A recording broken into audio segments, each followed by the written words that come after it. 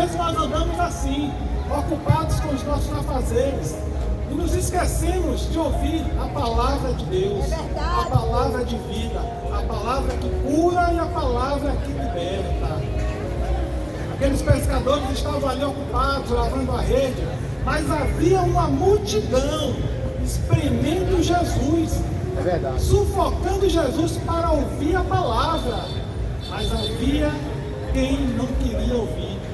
Talvez não é nem porque não queria, estavam preocupados, haviam trabalhado a noite toda, tentando pescar, buscar um sustento para levar para a sua família. Às vezes, o dia a dia da gente, nossos problemas, nos afastam da presença de Deus. Às vezes, as preocupações nos afastam da palavra de Deus, da presença do Senhor. E a gente fica disperso, e a gente vai se distanciando, e quanto mais a gente se distancia de Deus, menos a providência dele chega em nossas vidas. A palavra de Deus diz que o pecado afasta o homem de Deus. O salário do pecado é a morte. Meus amados, essa história fala do encontro de Jesus com Pedro. Pedro foi o discípulo que ele escolheu para apacentar a sua igreja. Pedro, ele tinha um temperamento difícil.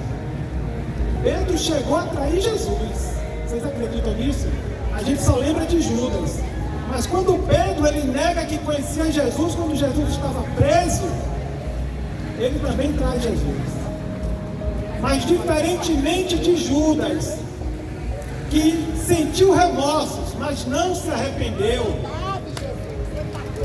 ele não suportou o remorso e se matou. Já Pedro, ele se arrependeu e ele pensava no seu íntimo: se eu pudesse, mais uma vez eu faria diferente. E nesta manhã, Jesus está dizendo: ainda dá tempo. Assim como a irmã falou aqui, a porta ainda está aberta, ela é estreita. Jesus, ele disse: eu sou a porta, ninguém vem ao Pai senão por mim. O caminho é difícil, não é fácil. Meus irmãos, não é fácil seguir a Cristo. Não é fácil para a gente estar aqui. Às vezes alguém passa por aqui ao largo e pode dizer: olha que pessoa ridícula, todo enfatiotado. Rapaz, meu irmão, todo de terno, a irmã ali, no horário desse, podia estar em casa cuidando da sua família, dos seus afazeres. Mas a palavra de Deus, ela diz: buscai primeiro ao Senhor, e as demais coisas serão acrescentadas. Glória a Jesus. Deus é bom o tempo todo, meus irmãos. Sabe por quê? Eu estava conversando com o pastor aqui mais cedo. Às vezes a gente fica achando que aquilo que a gente tem nas mãos, o nosso comércio, o nosso carro, a nossa casa, aquilo foi conquistado com a força do nosso braço. Primeiro para te dizer: você só tem uma casa porque Deus construiu a terra, o barro que construiu o tijolo. É verdade. Se você tem uma casa porque tem entendimento a um ser humano para construir, talvez até a você próprio. Mas sem Deus você não teria nada dessas coisas. É até verdade. a sua vida não te pertence. A tua vida é de Deus. Mas Ele é tão maravilhoso, Ele é tão bom, que Ele deixa você fazer com ela aquilo que você quiser. E hoje, nesta manhã, Jesus, nesse texto aqui, ele chama Pedro e pede a Pedro para subir no seu barco.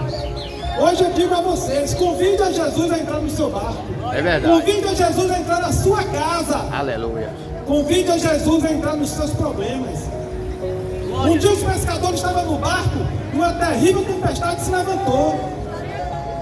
Eles tiveram livramento porque Jesus estava ali, deitado, dormindo. Jesus, não te incomodas que a gente pereça? Jesus estava dormindo. Há quem diga que Jesus estava testando aqueles discípulos.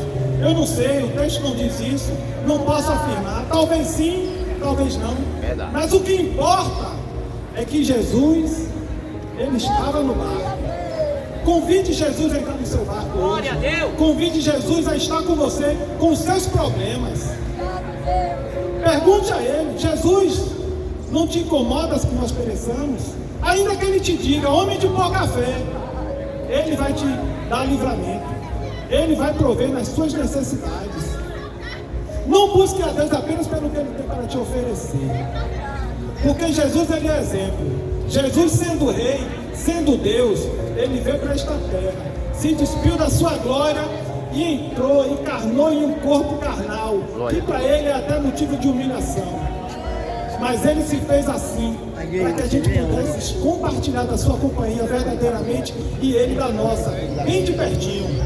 Jesus, Ele queria viver o que a gente vivia, as aflições. Ele disse, no mundo temos aflições, mas eu venci o mundo.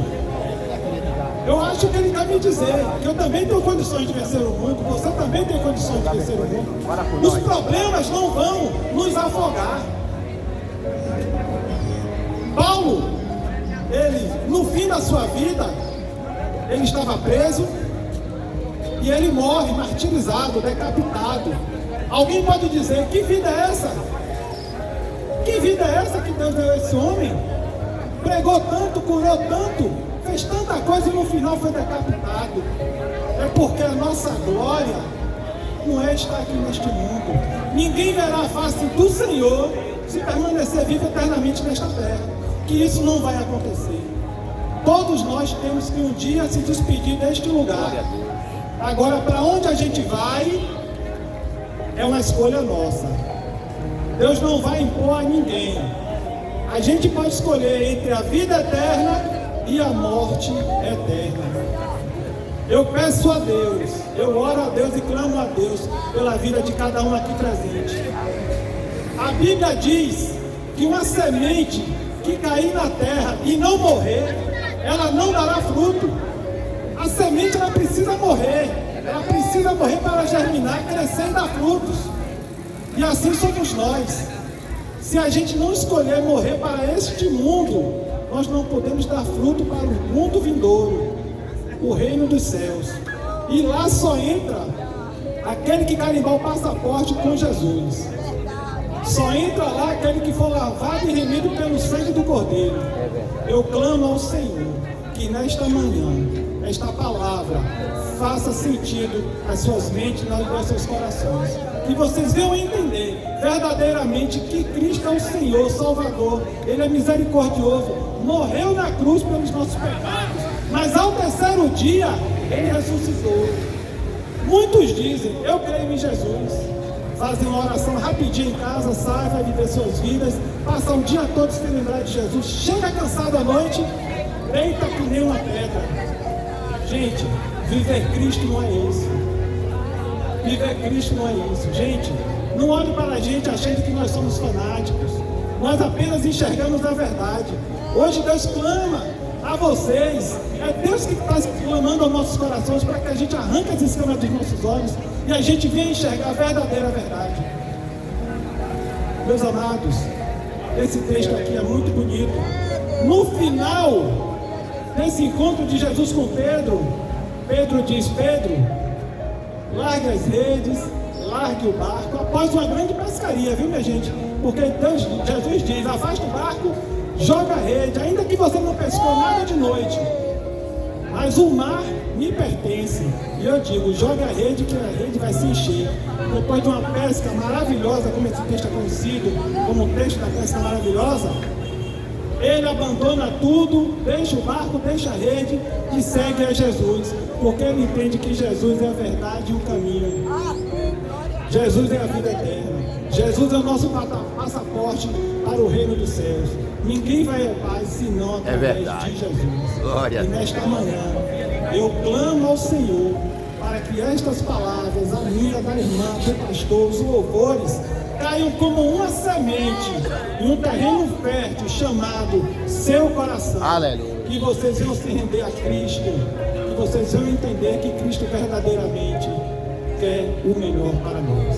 Em nome do Senhor Jesus, louvado e agradecido seja o nome de Deus Todo-Poderoso, o Rei da eternidade, o Rei do universo. Eu clamo ao Senhor para que os irmãos tenham um dia abençoado na presença de Deus. Amém. Glória a Deus.